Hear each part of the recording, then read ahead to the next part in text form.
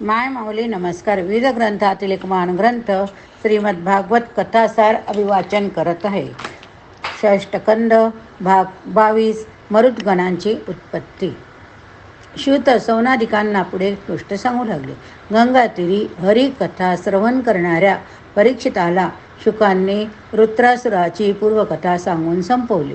पण दक्षाच्या 60 कन्यांचा तो वंश विस्तार ते सांगत होते. त्यातील त्वष्टापुत्र विश्वरूपाच्या कथेतून ती कथा निघाली होती. त्वष्टा अदितीचा पुत्र सविता हा सुद्धा अदितीचा पुत्र. शुक सवितेच्या इतरांच्या वंशाची माहिती पुढे सांगू लागले.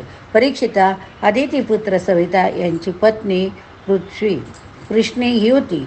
तिचे अग्निहोत्र, पशु, सोम, चातुर्मास्य, पंचमहायज्ञ हे पुत्र आणि सावित्री, व्यावृती व त्रयी ह्या 3 कन्या.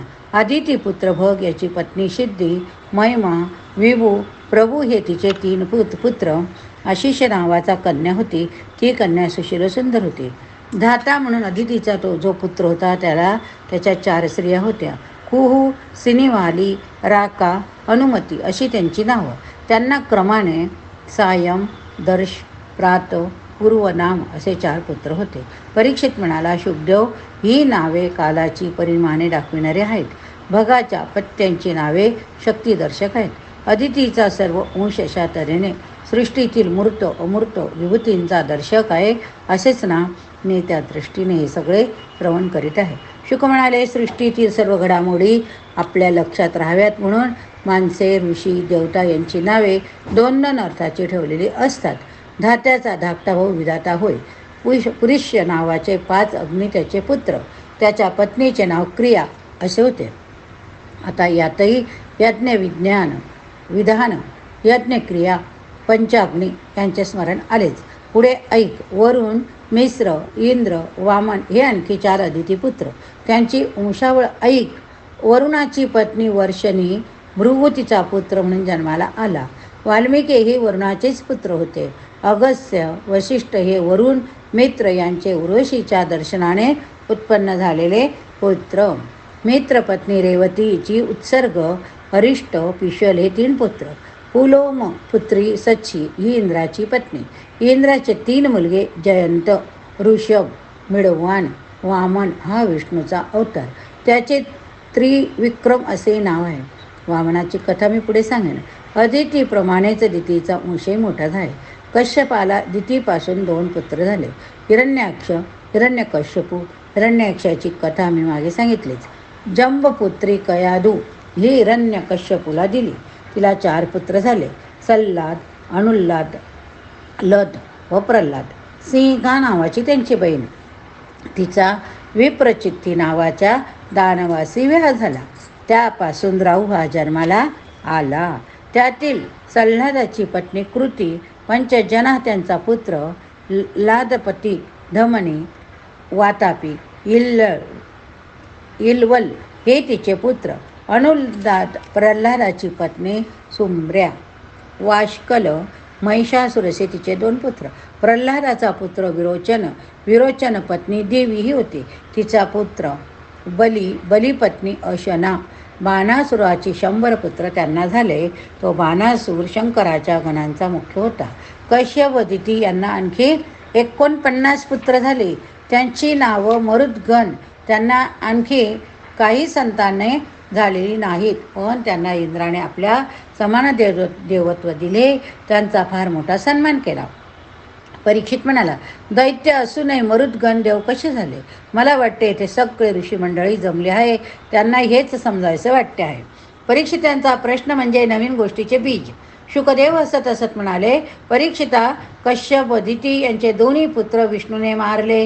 हिरण्याक्षाची गोष्ट सांगितलीच, पण हिरण्यकश्यपूला विष्णूने नरसिंह अवतार घेऊन मारले. त्याची गोष्ट मग सांगेन. पण दितीला आपले 2 मुलगे मेल्यामुळे फार दुःख झाले, फार शोक झाला. इंद्राने देवतांचे रक्षण करण्यासाठी दैत्यांचा विष्णूकडून नाश करविला. दैत्य इंद्राचे बांधवच असे असून त्याचे गर्व गमत्व यामुळे दितीपुत्राचा नाश झाला. असा विचार करून दितीला फार क्रोध झाला. इंद्राचा गर्वहरण करील असा पराक्रमी पुत्र व्हावा असा संकल्प धरून तिने आपला पती कश्यप याची व्रतस्थ राहून पुष्कळच कष्ट घेऊन सेवा केली. कश्यप प्रसन्न झाला. त्याने पत्नीला वरदान दिले की हवे असेल ते माग. तिने इंद्राला मारील असा पुत्र मला तुमच्याकडून होऊ द्या असा वर मागितला. स्त्री ही निज स्वभावाप्रमाणे वागते. तिचा या मागणीत काही दोष नाही. मी मात्र तिचा असा वर कसा देऊ? इंद्राचा वध होऊन कसे चालेल? वर देतो म्हटल्यावर आता नाही म्हणून कसे चालेल? फसलो खरा, पण आता युक्ती करूनच मार्ग काढावा असा विचार करून कश्यप पत्नीला म्हणाला, तू जर न चुकता 1 वर्ष एक कठीण व्रत करशील तर तुला इंद्रधातक मुलगा होईल. दितीने कबूल केले. कश्यप म्हणाला, या व्रताचे नियम ऐक. काया वाचा म्हणे कोणाही प्राण्याला त्रास देऊ नको, ताप किंवा अपशब्द बोलू नको, नखे काढू नको, कोणत्याही अशुभ वस्तूला स्पर्श करू नको, पाण्यात शिरून स्नान करू नको, क्रोध करू नको असे कितीतरी नियम कश्यपाने तिला सांगितले. दितीने व्रत पाळण्यास प्रारंभ केला. इंद्राला हे कळले. तो दक्षतेचे दितीचा कोठेतरी व्रतभंग होतो की काय हेच पाहत राहिला. पण कित्येक महिने दितीच्या व्रतात कोठेही चूक झाली नाही. त्या व्रताचे नाव पुंसव्रत व्रत होय. दितीच्या आचरणावर इंद्राची कडक दृष्टी. पण 1 वर्षभरात आले होते. 1 दिवस कमी होता. त्या दिवशी दिती संध्याकाळी दमून भागून निजली.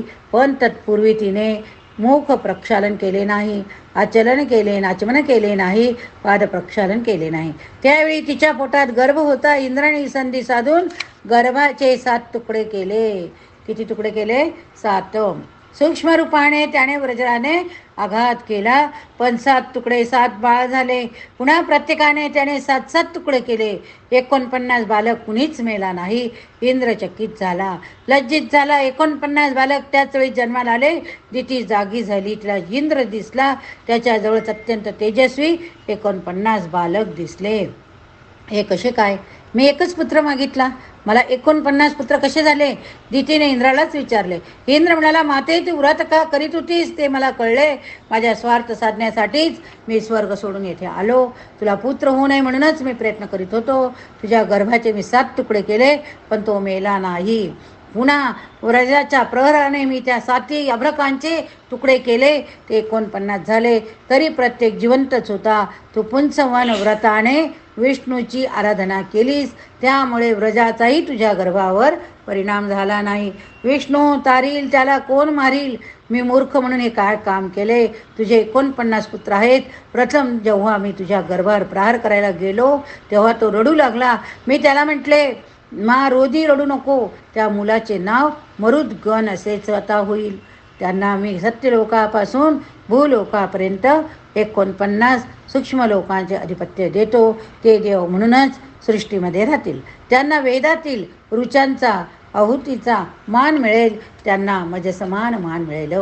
दितीच्या मनातील रोष कमी झाला. इंद्राचा निष्कपट भाव पाहून तिने राग सोडून दिला. मरुद्गणांना घेऊन इंद्र स्वर्गात गेला.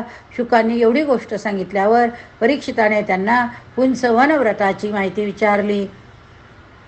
परीक्षिताचा मृत्यू काही दिवसावर आलेला होता. मरुद्गणांचा जीव वाचवणारे व्रत आपल्याला उपयोगी पडेल का? असाच विचार जणू काही राजाच्या मनात डोकावला. परीक्षिताची जिज्ञासा शुकदेवांनी पूर्ण केली. पुंसवन व्रताचे सर्व वर्णन त्याने अनुष्ठान मंत्र आचरण यास त्यांनी केले. सुतांनी ऋषींना हे सारे सांगून पुढे म्हटले. शुकदेवांनी त्यानंतर परीक्षिताला प्रल्हादाची महान कथा, नृसिंह अवताराची कथा सांगितली.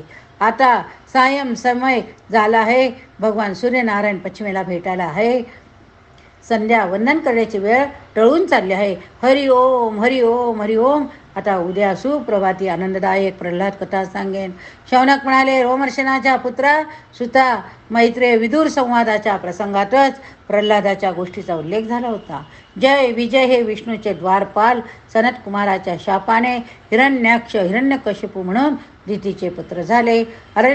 हिरण्यक्षाची गोष्ट सांगितली. त्यानंतर त्याचा भाऊ हिरण्यकशिपू यांची गोष्ट राहिली. त्याचा पुत्र प्रल्हाद हे आत्ताच तू सांगितलेस. तर नृसिंह अवताराची व प्रल्हादाची भक्ती कथा श्रवण करण्यास आम्ही सगळेच उत्सुक आहोत. उद्यापर्यंत धीर कसा काढायचा, पण योग्य योग्य कर्म करणेच श्रेयकर होय. होय होय, ऋषी मंडळीतून उत्साहाने घोष उमटला. आम्हाला प्रल्हाद कथा ऐकायची आहे, पण आता संध्यावंदनाला उठूया असे म्हणून मुख्य ऋषी उठले. सूर्य अस्ताला गेला. या ठिकाणी षष्ठ स्कंद समाप्त झाला. पुढील सप्तम स्कंदामध्ये आपण प्रल्हाद चरित्र बघूया. हरये नमः, हरये नमः. ओम नमो वासुदेवाय, ओम नमो भगवते वासुदेवाय, ओम नमो भगवते वासुदेवाय. एवं रूपं सदा कृष्ण सोनार्थ भावये सुधी, देवकी सुतं गोविंद वासुदेव जगत्पती. हरि ओम तत्सत्. श्रीकृष्णार्पणमस्तु. श्रीकृष्णार्पणमस्तु. शुभं भवतु.